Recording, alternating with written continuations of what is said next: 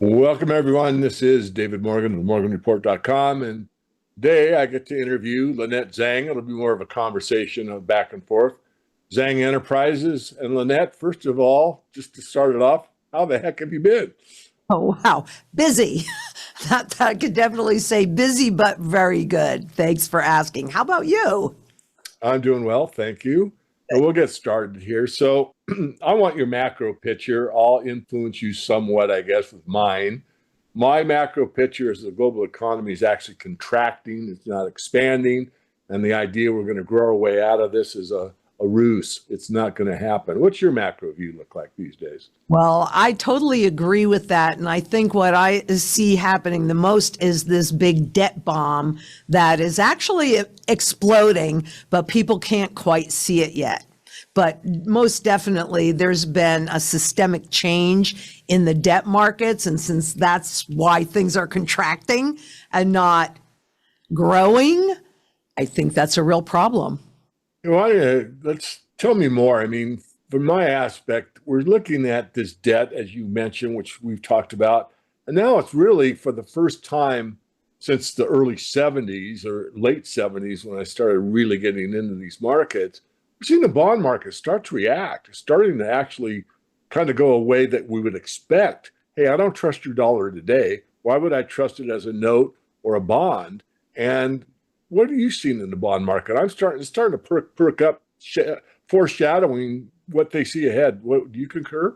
Oh, I do concur, but I also say that we had that huge shift in 22 when they ratcheted rates up and they shifted a 44-year-old trend cycle of yields going down, down, down. But once you get to zero, then what happens? And they really didn't understand how in the world inflation was coming, even though they did this and this and this.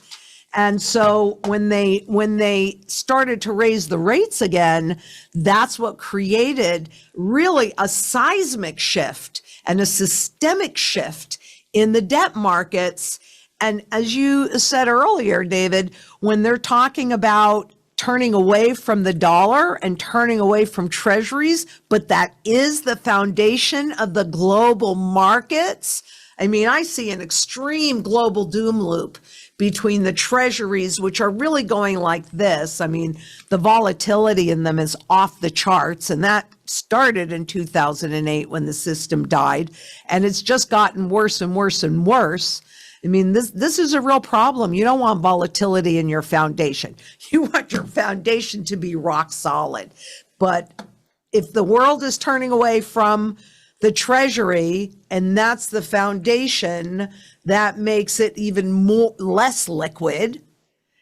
And then that also then feeds into the problems on a global basis. And therefore I'm saying there's that doom loop and it doesn't look good at all.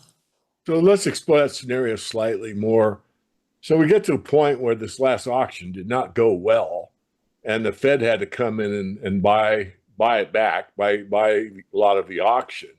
And I mean, the guys on Wall Street know what the heck's going on. I mean, there's a bond trader out there. I mean, I learned early on in my futures trading that the bond guys are probably the smartest traders of all. Yes. And so now we're in a situation where all of a sudden, I wouldn't say all of a sudden, but here it is. We're here now. Hey, this bond market is starting to fail. And how do you see that playing out? I mean, I see it like they're monetizing the debt. The Fed's printing up the kazoo. The gold market's going to say, well, interest rates are going up, will be the public, which is bad for gold. I want to come back to that. I will in a minute. Yes. But it will, I think, push more people into safe havens. What say you? Oh, 100%. And it's also the perception of actually what is a safe haven that I've noticed a huge shift in it, where it used to be the dollar or the treasuries or the Japanese yen. Now the safe haven is into gold. And we can see that with the global central banks as well, buying more than they ever have since we started recording it.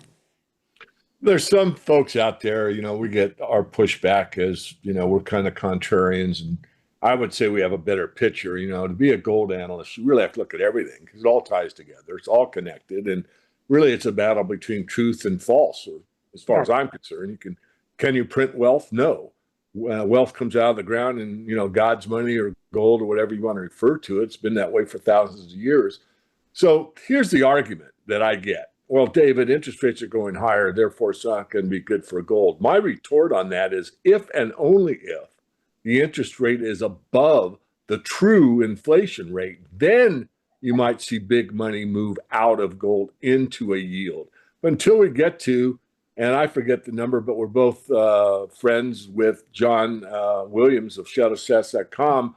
Last time I looked, and I'll be conservative, I think the true inflation rate is somewhere around 9%, which means I need like a 12% yield on a long bond to get a 3% real return. And that's what happened in 1980. I mean, the interest rates were fairly high, and Volcker stepped in and just zoomed them to something unprecedented. 20%? Are you kidding me? But it killed the gold market because you had a real rate of return in a safe asset. And that's where I was wrong in my 20s. I thought, real interest rates that high was a function of not only yield, but also the ability to keep going. And I thought, geez, this might be a failure. I didn't understand at the time how much slack was in the system where we could keep printing and get away with it for a very long time. Anyway, I said a mouthful. Give me your take on that. Well, honestly, I was around during that period of time. I can't say that I fully understood exactly what was happening, but I think a lot of that ratcheting up of interest rates is what gave us that 44-year-old ramp room to grow that debt.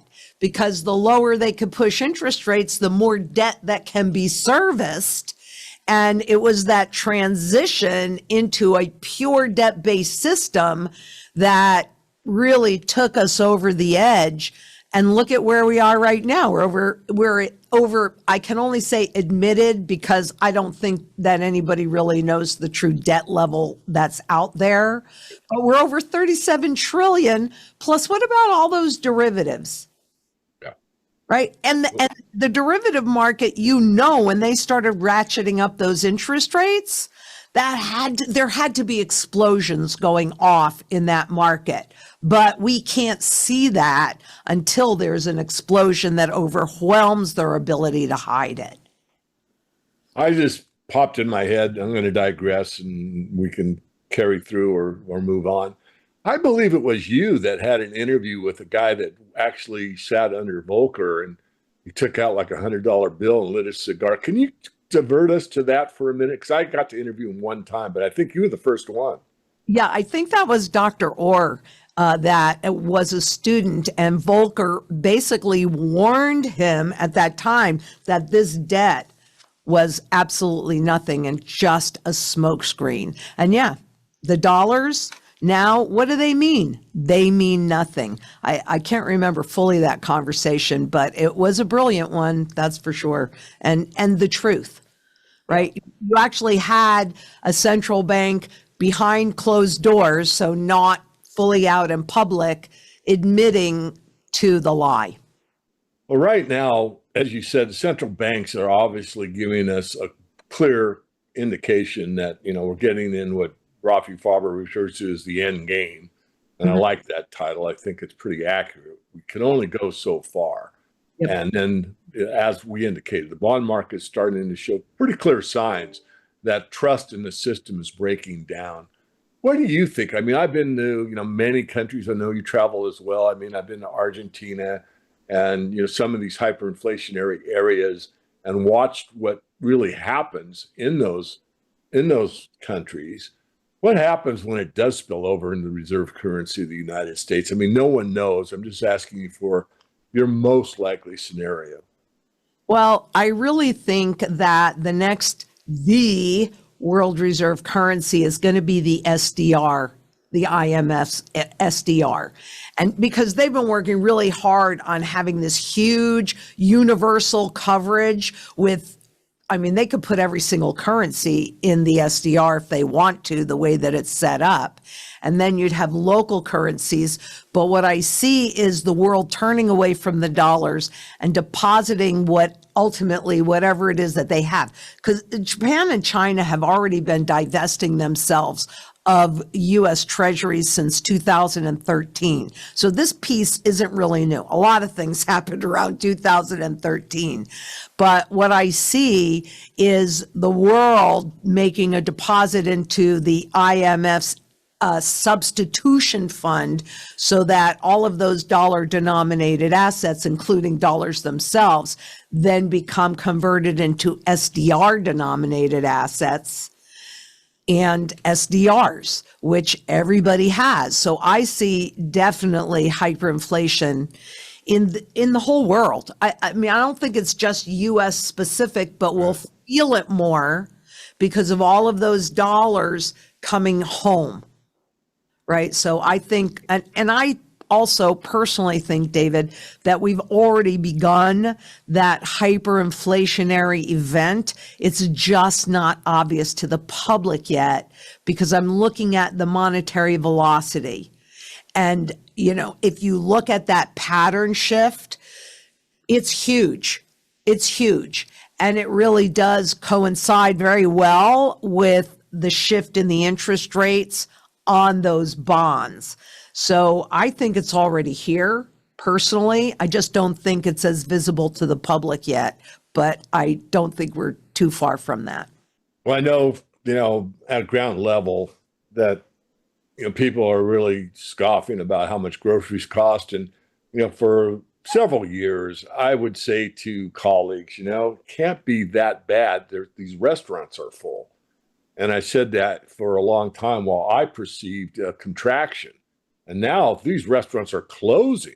I mean, these retail chain restaurants, they're closing in total or taking 400 stores out of a major food chain. And driving through and just looking, I mean, I went out for a burger Sunday. I was the only one there.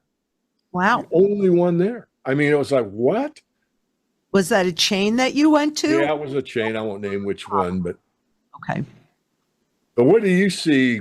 I mean, to further what you just said a moment ago, that they're starting to wake up. I think they are as well. I mean, when you can't pay, one bag of groceries is now $100 when you used to get 3 bags of groceries for $100.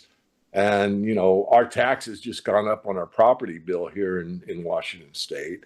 And, so people that are in that predicament, really, most of them don't have any excess capital to buy even silver. I mean, can you kind of give me a on the ground look at what you're seeing where you're at? Well, Phoenix, it always amazes me when I go out and I see if I happen to go to the mall, the people carrying bags is like, really? Or in restaurants here in fine dining, because I don't go, actually, I don't really eat out because I grow easily 5% of all of my food. Right. So I'd rather eat that. But I see lots and lots of more debt to try and maintain a certain standard of living. But that debt also then becomes unpayable. And I'm seeing that as well. I mean, you can only load your credit cards up so far, and your income must keep pace, or you start to default. And aren't we seeing a lot more defaults on mortgages, credit cards, auto loans? So that's rising. And corporations, right? I mean, look at all of the zombie corporations, which I'm sure your viewers know, but just to kind of throw it out there, a zombie corporation is a corporation that does not generate enough income to pay all the interest on their debt, let alone touch any of the principal. And because the banks did not want that to show up on their balance sheets, they loaned them more money to pay their debt or to pay that interest. And now they're saddled with a whole lot more debt that must be rolled over into a higher interest rate environment that they couldn't afford when it was at ZIRP, zero interest rate policy. So I think that debt wall, let alone the governments, I mean, the governments can have the central bank buy that debt, monetize that debt. But I mean, if this new package goes through, I always love how they project out the next 10 years because nobody remembers when you get to that 10 years. but running deficits of another 2.7 trillion when, I mean, what is deficit spending? That's spending money that you don't have and you don't know where it's coming from really in the future. And it was, I think it was 2009. And that was the first time we had $1 trillion deficit. But we were servicing 13 trillion in debt officially. And I said to myself, but wait a minute, the deficits don't look too bad up until now, 2008. So why are we servicing 13 trillion? Now it's over 37. But I did a little study because at the Federal Reserve Education Department, the Fed, you could go in and you can look at all of the backup data. Right. Mm-hmm. So that's what I did. And what I discovered is the reason why we're servicing 13 trillion in debt is because we are compounding interest. Because we as a country, we're not paying all the interest on the debt, let alone any of the principal. And it's a lie, because then what happens is that interest goes into the principal. So they say, oh, well, we only have to pay, I don't know, whatever, $580 million in interest payment. No, that's a lie, because what we're also doing is paying all the compounding interest. And you never, that's like a person with a maxed out credit card getting another credit card at a lower interest rate and moving the debt from the one onto the other. But then they're still loading up that card that now appears clean. You're never getting out of debt once you're compounding interest, period. And so the system has to reset. And, you know me, and I said 2008 was absolutely when the system died. And then they had to rush to put a new system together, which they have, that's those cryptocurrencies. And for me, Bitcoin, I've watched it. I don't ever. Let me stop you there. I hate to interrupt. I want to come back to your thoughts on the reset, but before we get there, you hit a hot button for me, and this one is really a hot button. And this is one who's no longer, but he was very, very popular on the financial TV channels.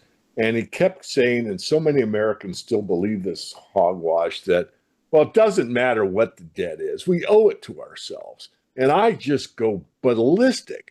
We owe it to a private bank called the Federal Reserve. Every dollar was borrowed into existence by the U.S. federal government, and it was on our backs without really taxation, without representation, and is tyranny. And they're sitting there telling us that we owe it to ourselves. Now, if the Treasury ran and we had United States notes like we had under John Kennedy for a very brief time, then you could say we owe it to ourselves. But no, we borrowed it from a private banking cartel. Please comment. Oh, wow. Well, that is 100% true. And no matter what anybody says, I also wonder about the true independence of these central banks, even on a global basis. But whoever controls the money controls the country, controls the population. And we are the ones that are obligated to pay that debt, or future generations. Yeah. How do governments generate that income? Taxation, inflation, and in taxation. And they were counting on the inflation, making it appear like we're growing out of it. And that's just a lie, yeah. Right? They push the markets up and call that growth, but that's not the real trend. The real trend is the value of this garbage going down into absolute nothingness. And that's where we are. I mean, it's garbage. It means nothing. So yes, I agree with you. We are owned by private corporations, and maybe, I don't really like this, but maybe the thing that there is to like is now it is really, really obvious. Yeah. Although nobody seems to complain. Yeah. Well, yeah. When I started, I mean, hardly anyone knew that the Fed was a private corporation. And of course, now with the internet, most people do. Well, let's circle back to the crypto world, because I think you and I see the reset very similarly. Can you tell me how you see this reset coming on and what's going to take place? Well, first of all, again, Federal Reserve Education Department, the Fed, anybody can go in and in the search bar, you put the purchasing power of the consumer dollar. And what do you see? You see it just tanking, right? So you can see the cryptos go up because this is how they get adoption and participation. When one system dies, another one is born. And for me, what gold and silver do is they hold your purchasing power intact to take you into the next system. Now, the desire is for a full surveillance where you own nothing. I don't think you're going to be happy. And there's somebody else that is in control and making all of your choices. So as we saw in Canada, if they didn't like what you were saying, that is a button push and you better jump to however high they want. And I think, I know I experienced the censorship since COVID. Now we can say that word, but back then you couldn't even say that word or you were going to be shut down. So when I'm looking at this reset, I'm looking at if we allow this, because you and I are both on the Sound Money Movement Advisory Board, right? So we are fighting to get sound money back in the system again. But when I look at the crypto markets, to me, I've read the 1996 NSA, that's a government agency white paper on how to make a mint. And I've also read the peer-reviewed white paper on smart contracts that came out, I think, in 98. And really what we're seeing is that play out. And I don't think it was a coincidence that Bitcoin was born in January of 2009 and quantitative easing was born in March of 2009. To me, I'm looking at it as a Trojan horse because they know how to make these shifts and get people to participate. And it's disgusting. So, how many times can you be lied to when you do not know the truth? And I just did the XRP event. And it was really kind of interesting because I did that event last year as well. And I did it to gather community because people that were going into the crypto markets have the similar kind of desire as people that go into physical gold and silver markets to be around the system. But some of the conversations that I had, they're amazing because they actually still don't see that. And I'm looking at all of the trades and all of the new coins and all of the hoopla around the crypto markets. This is how they get participation. They push the prices up. More people participate. They think that it's wonderful. But maybe you can tell me, David, why in the world or how in the world do they still think that it's outside of the system when the system has adopted it, owns most of it, can control it easily? And I got this, okay? So this is a XRP, a representation of XRP. And here's the thing. Here's this gold coin. This is 1 ounce of gold. Here's this XRP. This is a representation of this. Why are the cryptocurrencies depicted as gold, silver, or platinum? Yeah, couldn't have said it better. You're spot on. It's kind of a mind game, really. Anyone that's, I don't know what age, but knows intrinsically in their heart of hearts that there's real value to honest money. And if these things are so superior, then why do they have to be depicted as honest money? Right. They're not. It's just a digital form of wealth. There's some utility value in some of them. I'm not going to go down that road. Before we close, I know that my viewers are going to give me a bunch of emails if we don't switch in to talk about silver a little bit. I love So the silver deals, bit, I guess upsetting is a fair word to me from the aspect that, gold really took off. I said the run to gold has begun. I started saying the run to gold has begun before most of us. You might have said at the same time. I don't see everything you do, although I quite pay attention to your commentary. And then, it started catching on. Well, once we blasted through the 2000 USD resistance level, I think it was the fourth time, and we just zoomed. And, it got a lot of headlines, as it should. But silver just sitting there lagging. And now we're sitting at this gold silver ratio of about 100 to 1, which is pretty rare throughout history. yes. And yet some of my compadres are more or less giving up. It's just an industrial metal. It's never going to do it. You're stupid to have bought silver, yada, yada, yada. I still, as unbiased as I can be, believe that studying markets, and I know you study all markets. Like I said, when you study gold, you have to know all the markets. Right. And silver is in a position where we've been before. Mm-hmm. And that is that the final up leg, the third phase of a major bull market, gold will lead, but silver all of a sudden hit the gas and hit the nitrous oxide, and all of a sudden you can't steer it. It's going so fast. That's been the past. Is that our future? I think it could be. What do you think? Well, first of all, I do think that silver will express itself again, and I'm just waiting for it to break. I mean, this is a huge double cup from when President Johnson took us off of the silver standard and threatened to manipulate the market. I think that attitude is still in the market. And I also think that anybody that believes what Wall Street is telling them is fair value on anything, there is this bridge in Brooklyn that I don't really own, but I could sell it to you.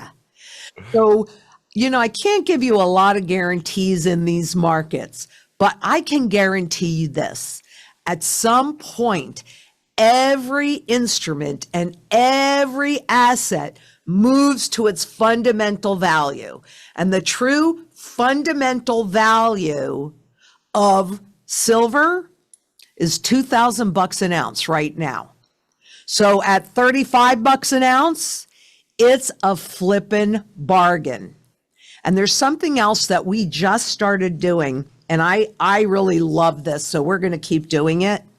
We have a little card, and it says not all quarters are made equal, because what I realized is that people have no idea. Anybody that was born after 1965 has no idea that silver was actually our money, right? Yeah. Silver quarter. So we had these little cards made, and we have a silver quarter on one and then a new quarter on the other, because the way they make these transitions is they make things seem like the same. Like back in the day, we had gold running, and it was, it's brilliant. It's evil genius. Okay. But you had first you had the gold, 1 ounce of gold. Oh, that's so heavy to carry around in your pocket. Yeah, right. A gold certificate. You can redeem this whenever you want. But at the same time, you had a $20 Federal Reserve note at the same declared purchasing power value. The world or the US had 20 years of using all three of these at the same time, creating the illusion that this has value, just like the cryptocurrencies are now, right? That this has value, has the same value as this, right? Well, 33, when they took that away, they left this. So people didn't realize that anything had changed because they were used to using it. They did the same thing with silver, right? A silver kit, an ounce of silver, and a $1 gold coin, all operating at the same time. So that when they took this out of the system, then what we had left, and they had taken the gold out first. So people thought that nothing had changed. when everything has changed. And if you read some of the work from the IMF, that's what they're talking about with the digital currencies. You'll go to the grocery store and at first everything will seem the same, but then it will change because they can now charge negative interest rates in a digital system. So you watch. The Fed is going to sell this garbage to us as if there will never be any more inflation. Heck no. Now they're going to attack the principal. So I probably went a bit longer, but you look at what's happening and it is about suckering people in and keeping them away from sound money. And so wouldn't that also be true because people look at what Wall Street says an ounce of gold and an ounce of silver is worth? It's not. And when confidence is finally lost in the system, and we're very close, I just pulled up a very long-term consumer sentiment chart, and we're at the lowest or very near the very lowest levels of that confidence in history. And when we break through that bottom number, I'm telling you right now, it's game over because that's the only thing that's holding it. And so silver, I mean, I'm sorry. People say, well, I always like to go, well, what if I'm right and what if I'm wrong? And if I can do something where it doesn't matter if I'm right or wrong, that's the choice that I'm going to make because then I just don't have to worry about it. And I absolutely know it's one of the few, I can guarantee you I'll show up and do the work. And I can guarantee you that at some point, silver will express to its fundamental value. Is that going to be $2,000 at the time? I don't know. It could be 2 trillion. Somewhere in this mess of 4,800 currencies that don't exist anymore, I have a $10 trillion Zimbabwe note, but I can't even buy eggs with it. Yeah. So they blind you with numbers, but I've got news for you. I love silver. It's severely undervalued. I love gold. It's severely undervalued. If I'm wrong, I have silver and gold. Boo hoo hoo. Both of those are used in every single sector of the global economy. Every single one. Greatest level of utility, greatest level of demand, but easy to manipulate with the spot markets because those are just contracts. Exactly. Well, there we are with our $100 trillion from Zimbabwe. And, I should just mail this to the president and say, keep the change, pay off the 37 trillion. I did an interview on the Zimbabwe dollar many years ago. And what most people don't know is that at one time, the Zim $1 equaled the US $1. And from that point, it went 18 months into over 18 months went to hyperinflation. But what's kind of slowly, it went $1 equal to dollar, then it started to inflate, and then they started printing, 20s, hundreds, then thousands, then 10,000s, and 50,000s. By the time this one was printed, it never hit circulation. The system had failed completely, and they were using greenbacks, US dollars, with 60% of all the printed pieces of paper that say Federal Reserve note on them are overseas. And people trust them outside of their own currencies, especially in those type of environments, and gold and silver. And I have to tell a quick story, but I gave this to my mother-in-law or showed it to her, and she goes, oh, if only it was real. And I said, it is. But she just didn't get it. The idea was if it's a big number, it's got to be worth something. No, it's absolutely 100% worthless. So I think I've covered everything I want to. Tell me a little more about Zang Enterprises and how people get in touch with you and your presence on your social media channels. Yes. Well, we're very, very proficient and active. And so you can find my work on YouTube and Twitter at the Lynette Zang, Instagram and Facebook at Lynette Zang. And I love our phone number, which is 833-GLD-ZANG. So it's kind of an easy one to remember. And what we do is we actually execute a sound money strategy. And everybody needs a foundation of sound money. And it's built in layers. And it definitely 100% includes both silver and gold.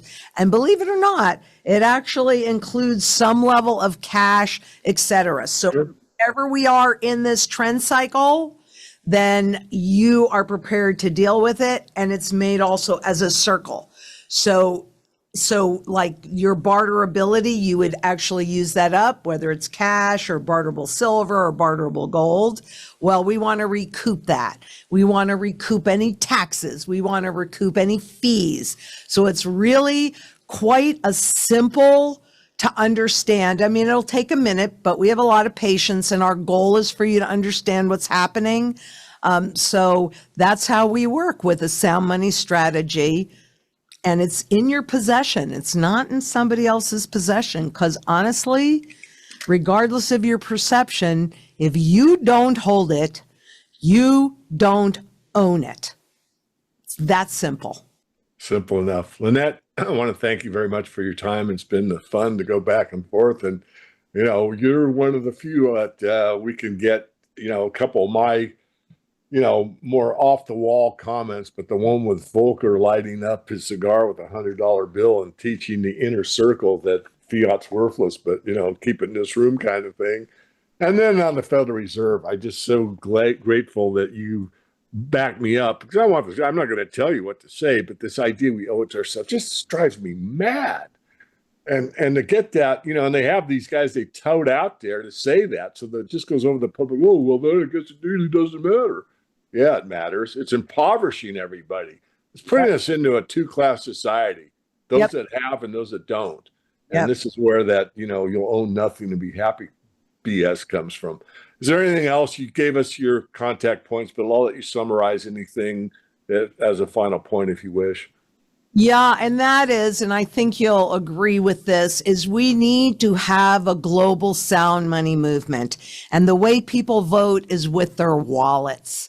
And all we really have to do is convert into physical gold and silver. And I don't know. I think that if we can get 3% of the population to buy physical gold and silver, the global population, then I think we have a shot at getting sound money back in the system again. And if we don't, then you will own nothing, but I'm pretty sure you will not be happy. So don't procrastinate.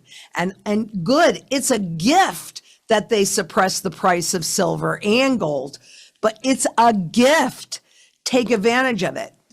Take advantage of it and don't wait. Get it done. Thank you very much. Thank you, David.